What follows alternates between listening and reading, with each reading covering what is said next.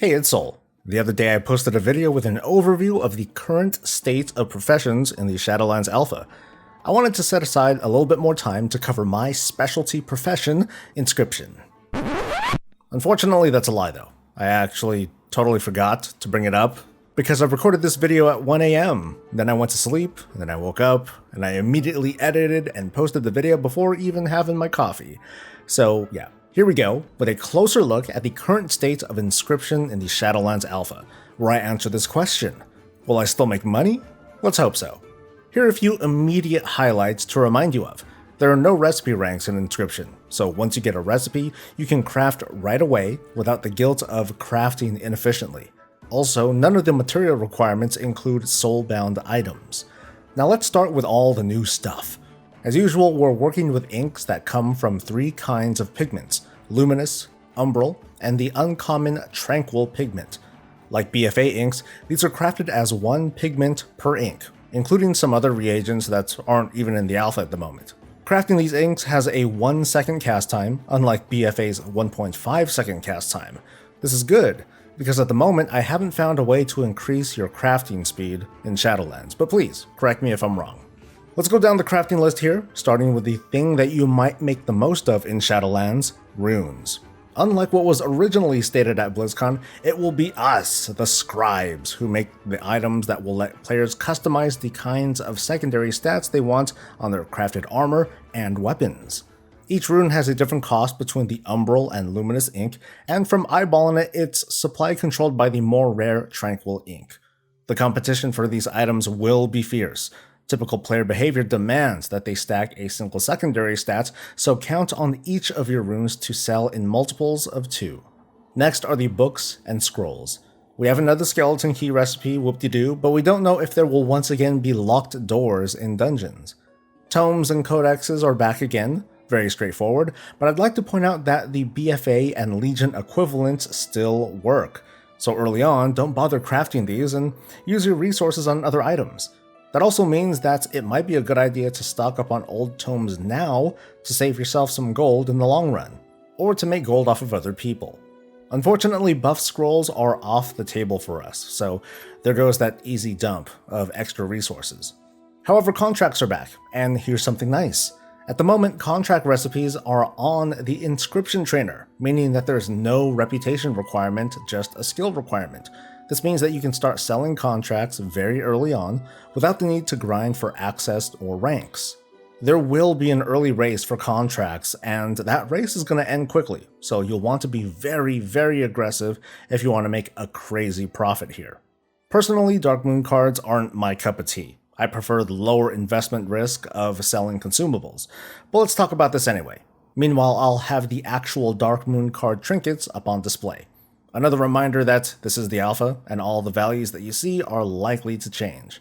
There's a single recipe, the DMF card of Death, which makes a random card from a random deck. But there's a chance you can craft a blank card. That's where these other recipes come in. If you have a nearly complete stack and have a few blank cards, you can try your luck and craft a random card from a specific deck. Or better yet, you can let someone else take the risk and just sell blank cards on the auction house. Ventus runes are nothing new, so let's take a look at weapons. At the top end, you can craft max level weapons and customize the weapon's secondary stats. At base level, these items have an item level of 165, while normal dungeon gear has an item level of 170, which doesn't sound so great at first. One of the few remaining mysteries about crafting at the moment is the Crafter's Mark, which seems to both change the item's item level and level requirement, but is supposed to increase item level, I guess, maybe up to near heroic raid level? But take that with a grain of salt. This Crafter's Mark also has no known source. Maybe it's a reward from completing daily profession quests, maybe it'll be craftable, maybe there's a daily cooldown to make one, who knows? Whatever the case, crafted weapons are going to be super powerful, at least early on, thanks to being able to customize these stats. How they work in the long run depends almost entirely on these crafters' marks. With any luck though, these will be tradable too. Finally, there's this hat, which has a high crafting level requirement to make. It's bind on equip, but it does nothing. except to be, check this, suitable by discriminating dredgers, which is the name of these cute little things found in Revendreth and sometimes in Torghast. Alright, so what about glyphs? No idea if there's going to be new glyphs in Shadowlands, I'm asking, and if not, that would be a bummer, and a missed opportunity for some cool customization on top of what we're getting for changing how our characters look. Whatever the case though, Inscription is still a unique profession thanks to glyphs, so there's more to talk about with Inscription. The ink trader has been updated to allow the trading of umbral ink into any of the inks from previous expansions. What's more, we can now trade one umbral ink to one roseate or sallow pigment, the reagents used to make Legion-based inscription items, notably glyphs. Legion and BFA glyphs sell for much higher prices than other glyphs thanks to the higher difficulty in obtaining the recipes, but Legion glyphs have notoriously high material requirements. So let's consider this updated ink trader. If I wanted to make, like, a glyph of stars, I need 3 Moonglow ink. Cool, no problem. I can just trade 3 umbral ink for 3 Moonglow, and there we go. But what if I want a glyph of the Sentinel? Well shoot, then I need to trade, 64 umbral ink for the roseate and the sallow pigment that I need. This is the alpha, but trading 1 umbral ink for 1 sallow doesn't seem very reasonable either. For consistency, I would say at least change that material requirement to 10. If this doesn't happen, the value of sallow pigment will absolutely tank, along with the value of fellwort, which is a primary source of sallow pigment, and it's going to take a big chunk out of the margins for Legion glyphs. Apart from me being nitpicky though, it appears that down the road we'll be able to let go of some old habits like farming for Legion materials to make glyphs because we can trade for them instead. This is of course dependent on the scarcity of herbs, which alchemists and scribes have always competed for, but with these stat-changing runes in play, the price of herbs will border on the ridiculous in early Shadowlands. So for the gold makers out there, once again, your best tip for reliable but highly competitive gold in Shadowlands is to gather on a heavily geared level 50 character. Just keep in mind that, unlike Battle for Azeroth, there are a lot of max level areas that will not scale down, so your farming is going to be limited. I only have a few quick notes on herbalism from the limited testing that I did.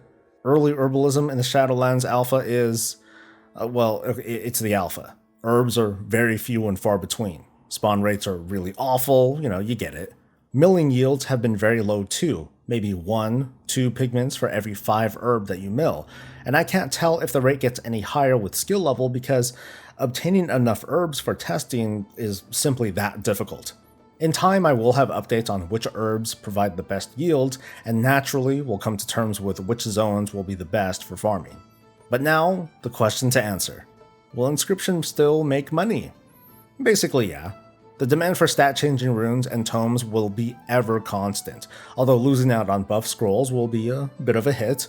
With fewer craftable pieces of equipment, there's going to be less guesswork finding out what sells at a good price. And if we can in fact craft things at an item level higher than 165, crafted gear will be highly competitive, even at the top end. The Darkmoon cards are a bit of a toss-up until the trinkets are given another pass, and the jury's out on if there will be more glyphs.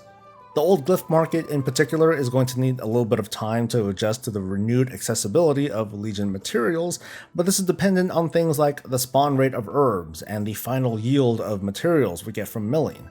For me personally, early on my habits probably won't change. I'll still be farming Fellwort days when they're up, and Dreamleaf every now and then. I also plan to stockpile a reasonable amount of BFA inks to replenish glyphs and tomes. This is going to be the cheapest source of tomes early on, and you can probably take advantage of a few realms by selling them at a ridiculous price. The only big bummer about Inscription is that they don't create these base items for crafting legendaries. That's for the armor crafters, including jewel crafters, but it'll be nice that my runes will be in demand no matter what they make. That's it for my closer look at Inscription, and if this was helpful, hey, leave a like. I'd like to hear your thoughts in the comments too, are you bummed that there are still no glyphs at this point in development? Is there enough stuff for Inscription to make it feel cool, profitable, or both, or neither? Don't forget to subscribe to the channel for more of this and all things Warcraft, and we will see you later. Until then, stay safe, stay healthy, and stay breezy.